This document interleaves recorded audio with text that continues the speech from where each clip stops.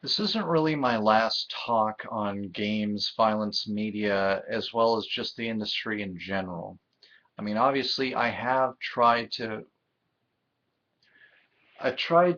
homogenize my series as a whole that I wanted to do on my sister channel and create a situation where hopefully I could get to the point of being able to um, present the different topics about the things the industry is doing wrong and the things people seem to be so willing to ignore or even defend, which is the more disgusting part of this, because it's the medium they like, never realizing that if the industry hadn't crashed in 83, we would be so worse off than we are now. We'd have almost a trillion different consoles, no quality control, everybody stealing from everybody.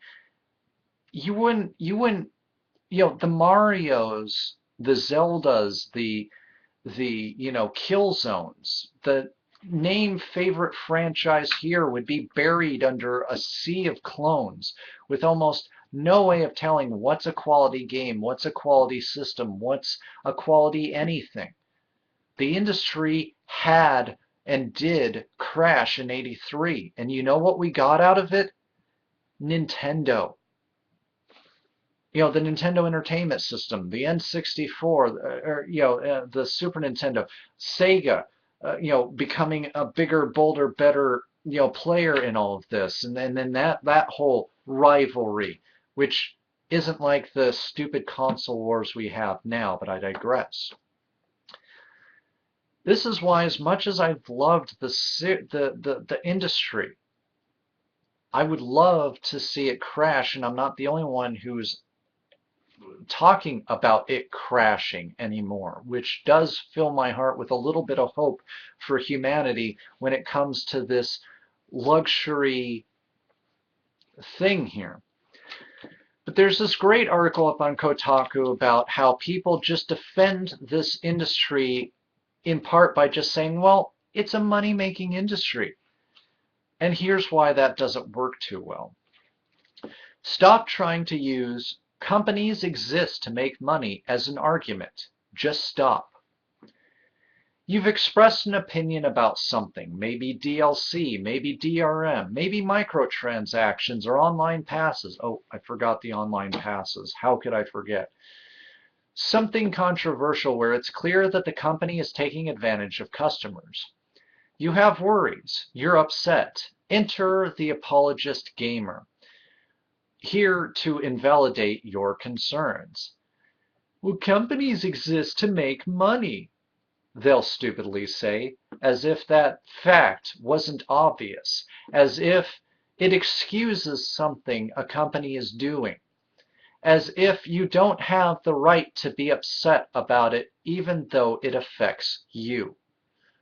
Jim Sterling wrote an on-point editorial on Gamefront today about the subject, skewering people who try to win the conversation by saying that companies exist to make money. He writes, "It's the ultimate ends justifies the means assertion, except where the argument is usually applied to some noble goal achieved through dubious methods. There is no nobility. It is, instead, an argument used to validate base avarice. Base avarice? Sorry, I've never come across that, but anyways. Electronic Arts is not curing cancer. Ubisoft is not ending famine. Why the fuck, pardon my language, then is their desire to make money considered a good reason for the things that they do? What happens when these companies exist to make money argument comes up is that perfectly legitimate consumer concerns are brushed off. I can't help but feel like people who make these arguments for companies forget that they're probably not stockholders. That's a good point.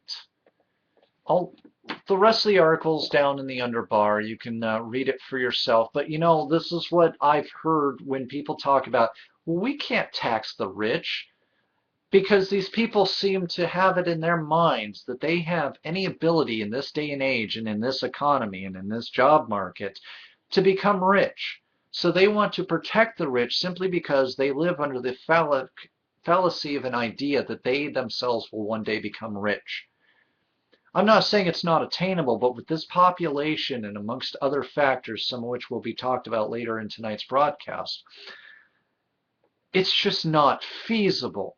And to protect people who are clearly taking our money because we think one day we'll be one of those people is just as fallacious as this argument of, well, they're in it to make money. This argument has been used by the industry itself to say that secondhand games sales have cut off the tail that usually would loop more money through sales of first-hand sales of the game or extra first-hand sales of the game that they could then roll into productions of their games. And now with secondhand gaming, that tail's been cut off and it greatly affects the industry. No, no, it doesn't. In the day and age when buyback games was the GameStop, the Funko land of its day, where you had regular Nintendo, Genesis, and all of the offerings of the consoles of that day, was the gaming industry complaining about their tail being cut off back then? No, not a frickin' one of them. Now, enter GameStop this many years later, and suddenly they're boo-hooing about the idea that secondhand game sales is impacting the quality of games. It's holding console gaming back and is somehow destroying the industry from the inside out. It's not. Not to mention the fact that there are companies that are allied with GameStop who are quite happy to get all of the gains that they get through the mutual relationship they have with a second-hand game retailer. Now, say what you will about GameStop. Recently, my times with GameStop have been positive, but some of their business practices are apparently shady, and I just haven't done enough research. But personally, they haven't been screwing me as of lately as they used to in the dark ages of GameStop, and it's amazing they survived this long, given the business practices they used to have. But no, I'm sorry. They're already making ludicrous amounts of money. In fact, in this economy, they're probably second to the movie industry, who's also crying poverty because of piracy in this day and age when they have posted record amounts of gross profit in this struggling economy. Yeah, cry me a river, movie industry. Mm. Mm. God, I really should do something about my itchy forehead, right? Sorry, so unprofessional of me, but you know, when you get that itch, sometimes you just gotta scratch, right? But anyways, I feel this is a valid takedown of that argument. Now, there may still be parts of it to be made. There may be parts that are still to be dissected, and Jim does further dissect this in the article. I think it's well worth reading as well as Jim's editorial, but at this point, again, I'm trying to keep my times down, so link to the articles down in the underbar.